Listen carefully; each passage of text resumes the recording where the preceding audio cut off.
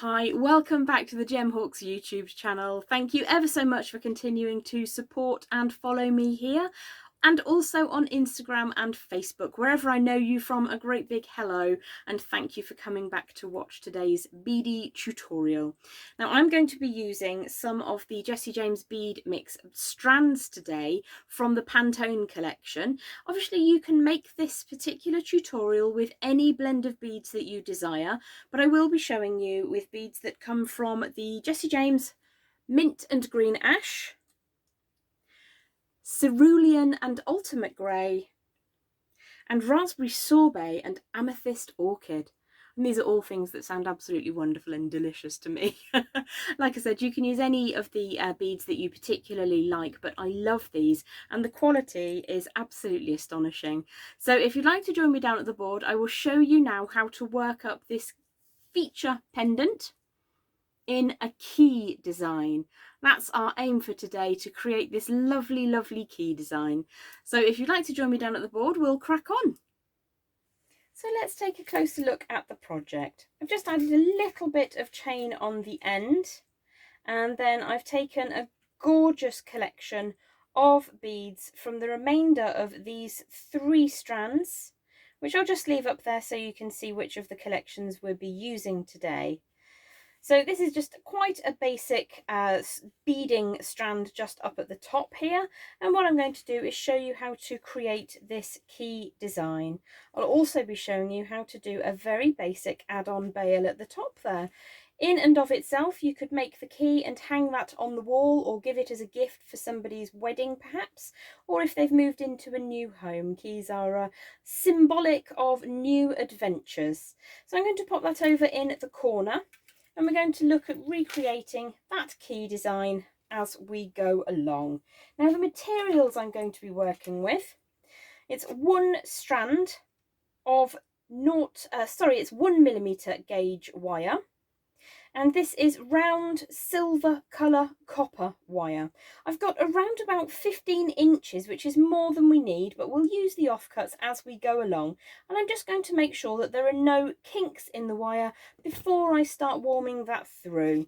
In addition, we'll be adding in some 0.4mm or 26 gauge wire. You could equally use 24 gauge wire to create this. I just couldn't find any today, but you be quite happy to use the 24 gauge, as it acts in a very similar way. There's really not very much you can't do with it that you could do with the lighter gauge wire. So I'm just going to give that a little bit of a smooth to begin with. And then what we're going to do is start at the straight section of the key that sits just inside the design. So if I pop that up here for reference, just bodged my ruler out of the way, this should give you an indicator of what we're looking to achieve. Now obviously you can make any shapes and forms for the key that you desire, but I'm going to make something a little bit similar to this for today. I'm just going to make sure that that's nice and straight to begin with. I'm also going to locate my flush cutters and just trim away any rough bits on the end so that that's nice and smooth when it sits into the design. So I'm going to estimate approximately how much I need.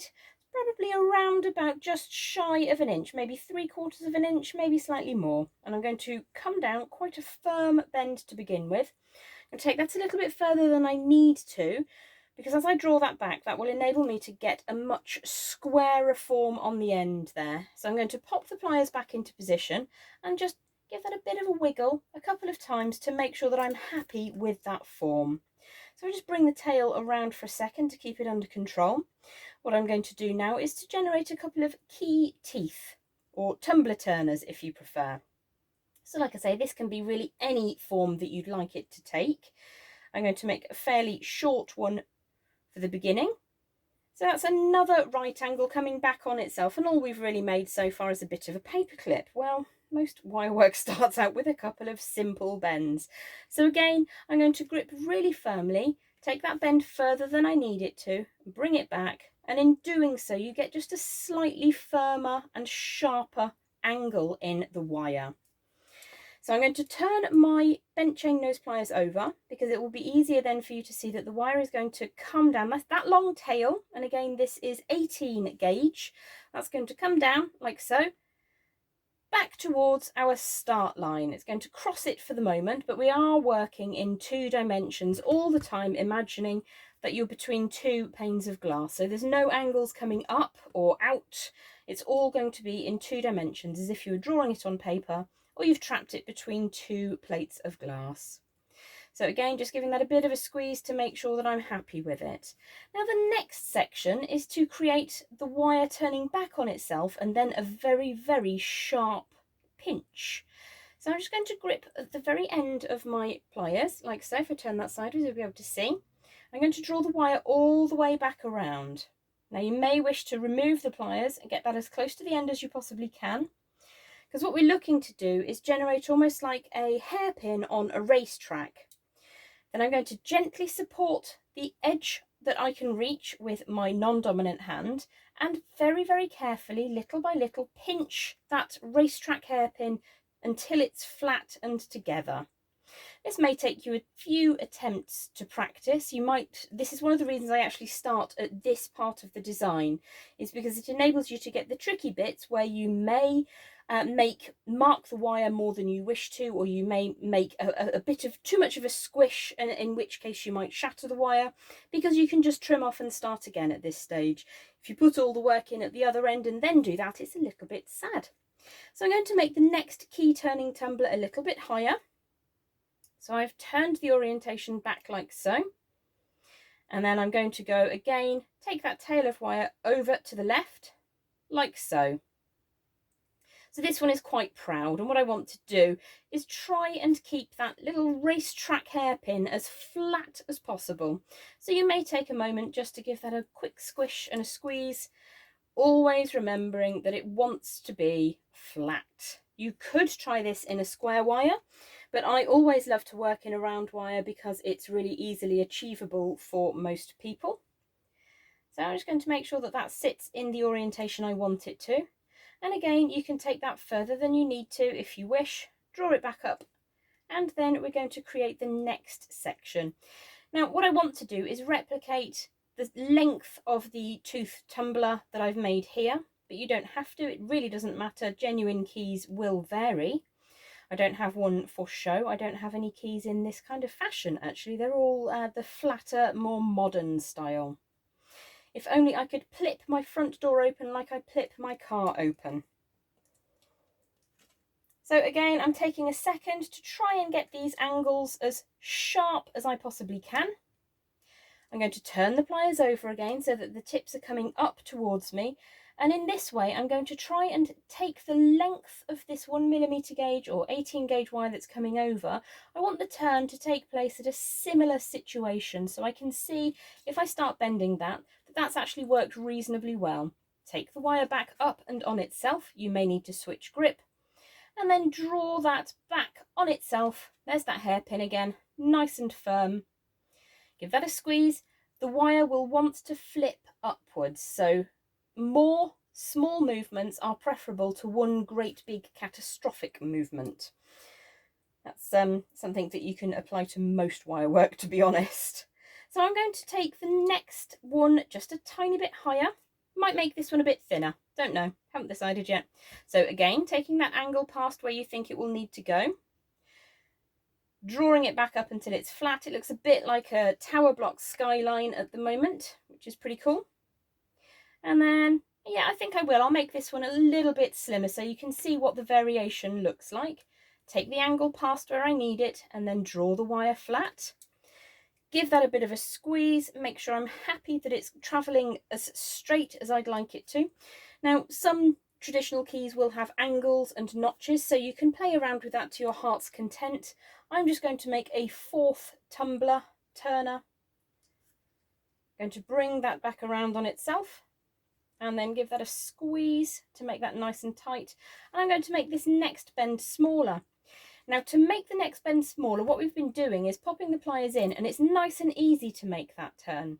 So for the next bit, you need to apply a little bit less pressure.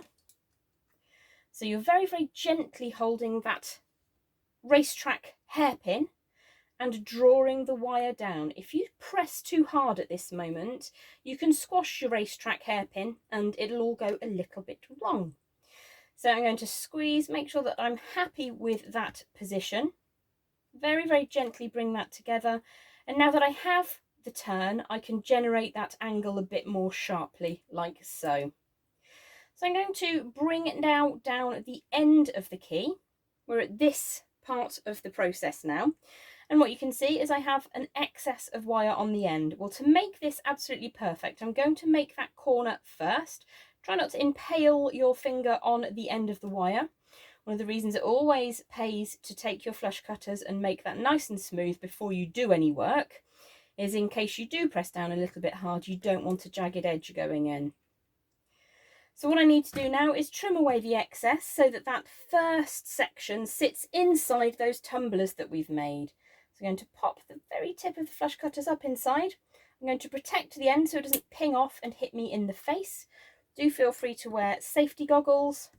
And I'm going to take that and pop it in the scrap pot. And in that way, we've made the first section of our key. I'm going to give that a bit of a squeeze, and then I need to pop the pliers just up above where that line exists. It may slightly deform the end of your key for a moment, but we will fix that in a second. And then draw the line back in the opposite direction. So we've kind of made a sealed key.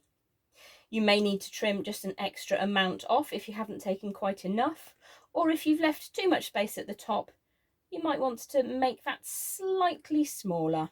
And you can do that by nibbling away with the end of your pliers until that sits how you want it to. And you'll see that I've squashed the wire ever so slightly there, so I'm going to open that up, get in with the two flat faces of the pliers, give that a really firm squash, and then in the opposite direction, I'm not making the shape of the wire change, it's still round for the most part, but I'm just flattening that down because for the next section, I actually want that to be quite rigid. I want two tram lines, one going in the opposite direction to the other. So that's the first part of the key section.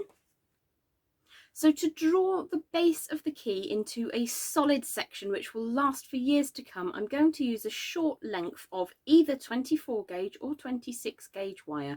Now this is round, silver colour, copper, German style wire. And I've got maybe about 8 to 10 inches, plenty more than we need, but it's always nice to have a little extra. So I have my round silver coloured copper wire. I'm working with 26 gauge, but 24 gauge would be even better. Now what I'm going to do, I'm going to lay about a third of the wire on this side over the top of the design and 2/3 hanging down at the base here. You've got plenty more than you actually need, but that's not a problem because the offcuts are always super useful, as you'll find out later when we do our add-on bail. So my finer gauge wire is going over the top of the frame that we've just created. And what I want to do is kind of decide on a pattern. And I think I'm going to go for 3 circuits around this very, very top wire. And then every 4th turn will include the little bar that we started off with. So let me show you what I mean. I'm going to take the tail of my wire, and as I say, there's about a third on this side, and I'm going to wrap that solely around the upright at the top here, and I'm going to do those 3 wraps, and then I shall show it to you so you know exactly where I'm going with it. So that's 1 and 2 and then 3. So you can use pliers if you wish to draw that together very, very gently, like so. So we've got 3 circles around the upper section of the keyframe as we're looking at it. The 4th turn, I'm going to take the tail of wire and enclose also the very starting point where we began the wire wrapping. And I'm going to wrap those 2 lines together, and I don't want to close up that gap. You can see there's a little bit of space between those 2 lines of wire. I don't want to close that up. This is decorative now. So I'm going to take the tail this time around just the upper of those 2 stretches of wire. So that's 1. It might pay you to take it through the end and then give it a bit of a wiggle. It's entirely up to you. It depends on how that best works for you and your technique. So as I say, we don't want to close up that gap. We want there to be a little bit of a gap. And if you're working with the preferred gauge of 24 gauge wire, which I have lost, then it will actually perform slightly better and more decoratively. So that's 3 around just the upper. And I'm going to do 1 more around both of them before I continue with just wrapping the outside frame with whatever's left on this tail of the finer gauge wire. So up between the 2 if you can. That's 1. And I'm going to continue on now, all the way around. And what I want to do is make sure that this doesn't slide up and down. So in a moment we'll fill going the opposite direction with the same weaving pattern. Just going to move that along slightly. But also we're going to take this single wrapping all the way to the end of that straight line of the key. So we're no longer counting to 3, we're just wrapping until we get to the end. And we're filling that as much as we possibly can. Now, if your wire starts to get a little bit tired, which it can do, you can help it through. But just remember, every time you open and close your pliers onto any wire, you're reducing its lifespan. So if you can do that with your hands, all the better. Now this is going to be the front of my key, I've just decided, so I'm going to push the wire as firmly as possible. I'm going to flip the design over for a second, trim away, pop that in my scrap pot for later, and then give that a nice squeeze, making sure that I'm happy with how that looks. Give that a bit of a squish, flip it back over. So in the opposite direction, we're going to work with exactly the same technique, where we're going to wrap once around both of those strands. So where are we at the moment? We've got 3 wraps already here. Let me just give that a squeeze so you can see. So the next wrap is going to go around both the long tail and the short tail where we started our design. I'm going to push that all the way through, like so. Again, we don't want to pull these 2 wires together. We want to maintain that gap, because now we're going to go for 3 turns around the long tail, 1 and 2 and 3. You can, if you like, push the wire through instead of pushing the tail through. It's whatever technique works for you best. I'll show you that again. So we're now going to wrap 3 times around the long tail, 1 and 2 and 3. I'm going to show that to you again, and then we'll push. If I show you on the side, generate just a very little leading curl, push that through. Whilst your wire is nice and young and happy, it will do that. The more stressed your wire gets by you being rough with it, the less likely it will want to do that. So we've wrapped the 2, so now we do 3 turns around just that long tail. Sent all of my beautiful Pantone colours flying, so we'll just pop that over to the side for now. There we go. 3 turns around just the long wire, push that leading edge through, and then 3 turns around. So you're doing a 3 and 1 weaving technique. It's very, very simple. When you get down to the shorter tumbler, you may not have space to push the leading edge of the wire through. So I think that's the last time we'll use that technique. So we're going to go 1 and 2 and 3 around, push that up nice and tight, like so. And then we're going to have to revert to the technique of posting the wire through the hole when we want to draw those 2 together, always being mindful to maintain the gap between those wires. You never want so much tension that you crush them together. You want enough tension for your wraps to look neat. So again, every time I've completed 3 little wraps, I'm going to push that up. I'm just going to draw this up ever so slightly. And I'm going to take the tail through the first of our tumblers that we created, pull that round nice and neatly, and then wrap 3 more times. We may get 1 more go in that first tumbler. You can, if you like, push your coils up by very, very gently, putting your wire flat sides either side and pushing up. Yeah, we'll get 1 more in there. So I'm going to take the tail, push that in, make sure that it sits neatly, and then finish off with 3 wraps on that long tail of wire that we've got coming up and away. I like the 3 and 1 weaving technique because it is super accessible, super simple, and it's really quite easy to spot if you've made a mistake. You can kind of undo it before you give it a squish. So I'm going to trim away the excess, save my wire scraps for later. I'm going to make sure that that end of wire is nice and neat and tidy, and then give that a squeeze. So the key is now complete. So we've got a lot of wire to work with up here, and that's because I always like to have choices. But what I'm going to do is add on some beads in the same order as the example, and then we will work on how to generate the top of the key. So the 3 beads that I chose to work with for my key, they could be any beads as you like from the collection, but these are absolutely exquisite. I'm so excited to see this strand. I also chose to work with one of these faceted rondelles in one of my favourite colours. So we'll add those on to the long upright section of wire next, and then we'll generate the top of that key for you. So here are my 3 chosen beads. I ordered them from smallest at the bottom up to largest. You could use any of the beads that you like from those strands, but I think I'm going to replicate that key now. So when you're using any bead and any wire, you always need to be respectful, but if you're using glass, you need to be extra respectful.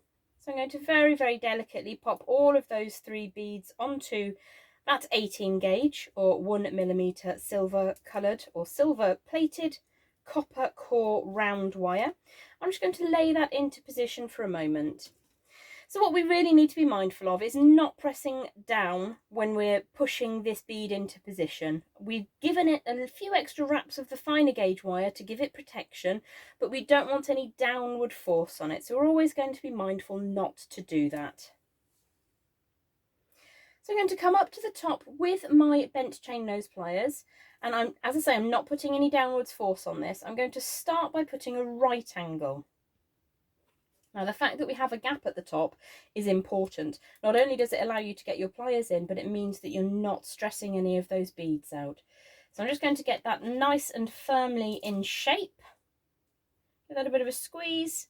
And then we're going to employ our round pliers. Now I've got far too much wire on the end here, because if you wanted to, you could make your hanging loop at the top instead of having an add-on loop. But I want to show you an add-on loop today anyway, and I will be doing a full tutorial on my YouTube channel a bit later on in the week for the add-on bail technique. So if I just pop that over to the side for a second, make sure that I've not knocked anything out the way. We're going to bring in now some round nose pliers. So ideally, just a little bit of extra warmth into that wire. And I'm going to pop those round nose pliers in. Probably the best thing for me to do here is actually to trim away some of this excess so I don't knock anything over on my bench. That's much better. So a little bit of warmth onto that wire. I'm going to bring the round nose pliers in, and what I'm going to do is roll them into position. Like so. So we're making almost like a clover leaf at the top. So you can see how that has started. I'm going to pop the pliers back in and draw that back over the top until it meets the point at which the wire comes out the top of that very top bead. So coming back in now with the bent chain nose pliers, I'm going to grip just a little bit inside that loop we've created and push the wire up and over the top. So it comes back on itself. We'll need to switch grips and make a really sharp bend just here, like so. Give that a squeeze. I'm supporting it, which means that I'm covering it, but what I'm doing is I'm pinching these 2 sections together so that the one wire doesn't slip over the top of the other wire. So another little pinch just to get that nice and firmly into position. So back in now with the round nose pliers, and again I'm going to use the base of them. You could use your bail making pliers if you prefer, absolutely superb for this job. And then roll that wire all the way around until you get a second little loop shape that's almost the same as the first one, as close to the same as possible. I'm just going to give that a bit of a pinch so that I can see size wise before I come back in with the bent chain nose pliers quite close to the tip. draw that wire back. So we're making another quite firm bend. Doing this in a couple of moves is always going to be preferable. So I'm going to again give that little racetrack hairpin a little bit of a squeeze, like so. Slightly higher on the one side, so what I will do is just draw that around a little bit until it sits where I want it to. And then we're going to come back in with those round nose pliers. So again, into position. It's exactly the same technique as making the large flowers, which I'm going to show you on a future demonstration. Roll that around, and you might want to just help the end of the wire come over the top of the bead so you don't cause any damage.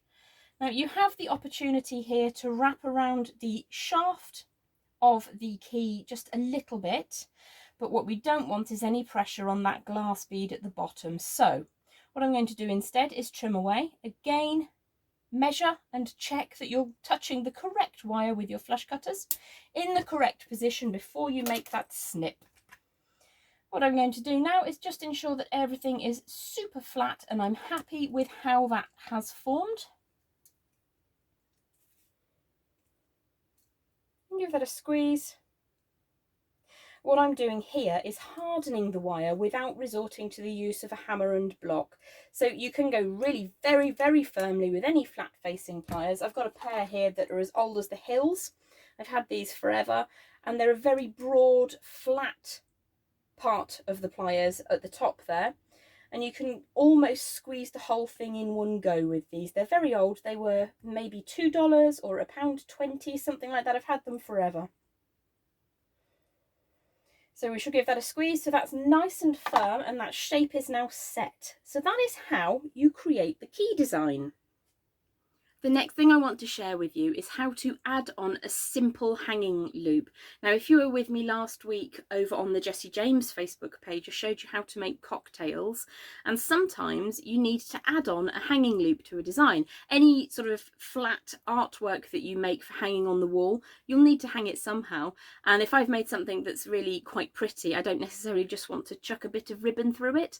So I've developed this very, very simple and easy to access technique, which I refer to as the add-on bail. Now this is a very simple bail. I will show you another time over on my YouTube channel how to create this with a little bit more elaboracy, if that's even a word.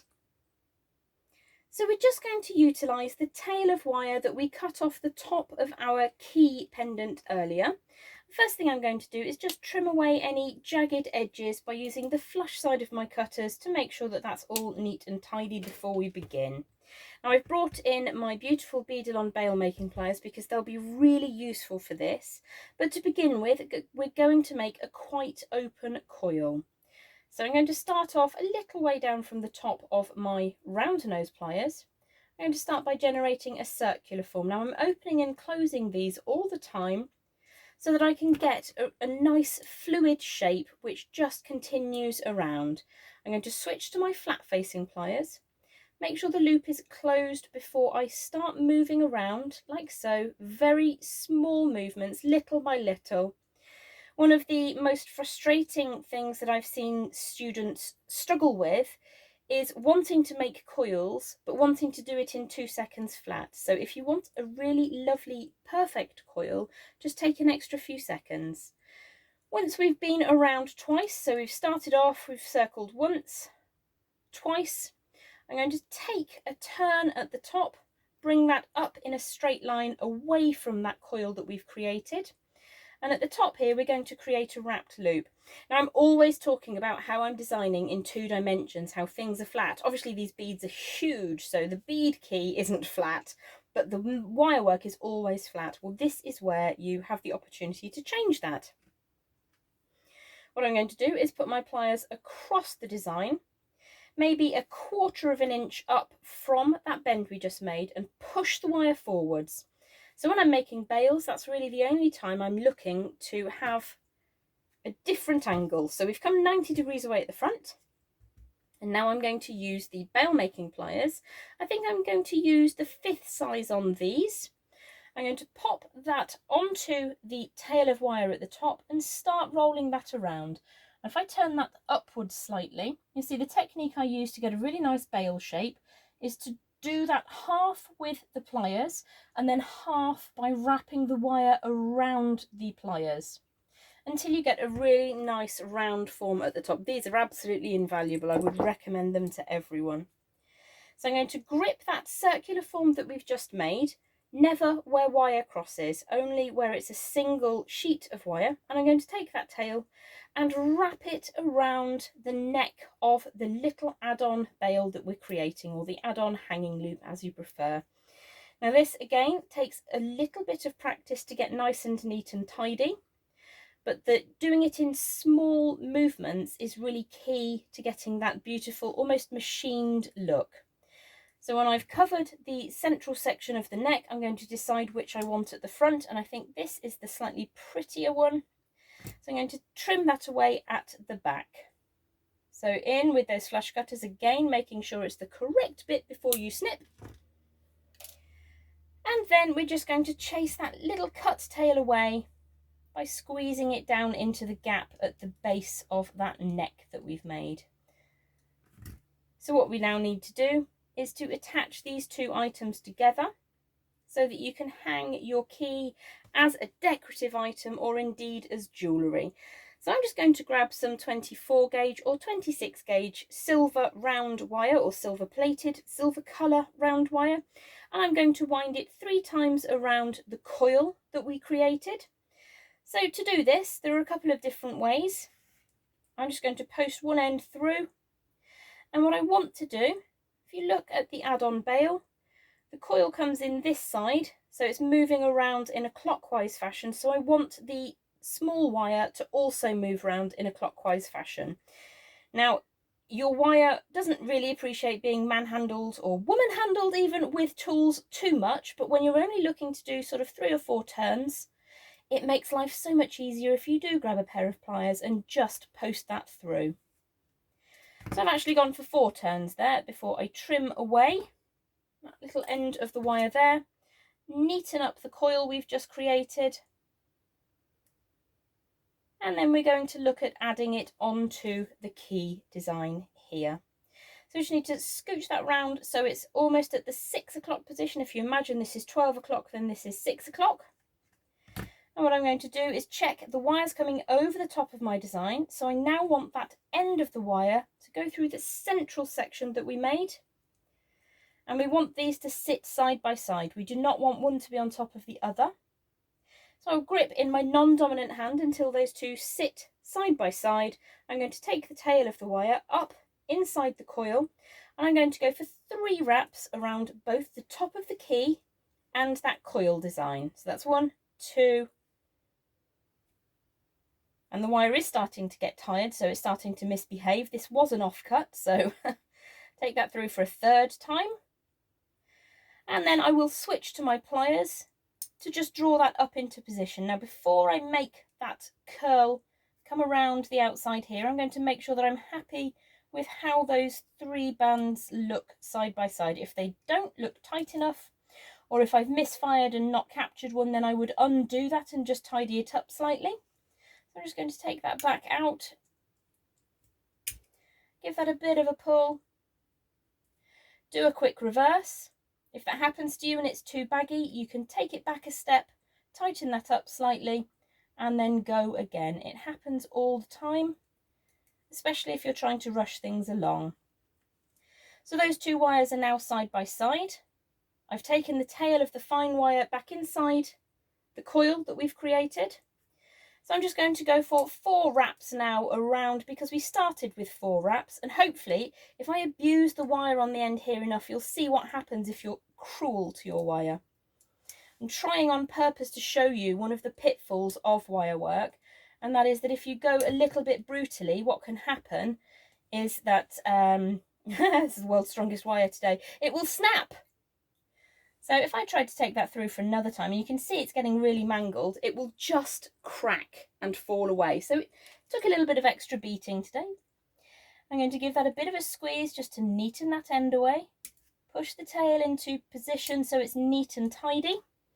And then once you've got that all nice and lined up at the top, you can very, very carefully push that together and give it something of a squish. So the 3 strands that I chose to use today were cerulean and ultimate grey, mint and green ash, raspberry sorbet and amethyst orchid. And this is the end result. You could use whichever beads you fancied, but I particularly love these together. And I love how having the green and the grey is just the perfect complement to the purple and raspberry tones. So I hope that you've enjoyed learning how to make the beaded key with those beautiful Jessie James Pantone beads today. And I look forward to seeing you again. Thank you very much for welcoming me into your home today. Have yourselves a beautiful afternoon or morning, whatever time it is in the world where you are. Do take care, and I'll see you soon. Bye for now.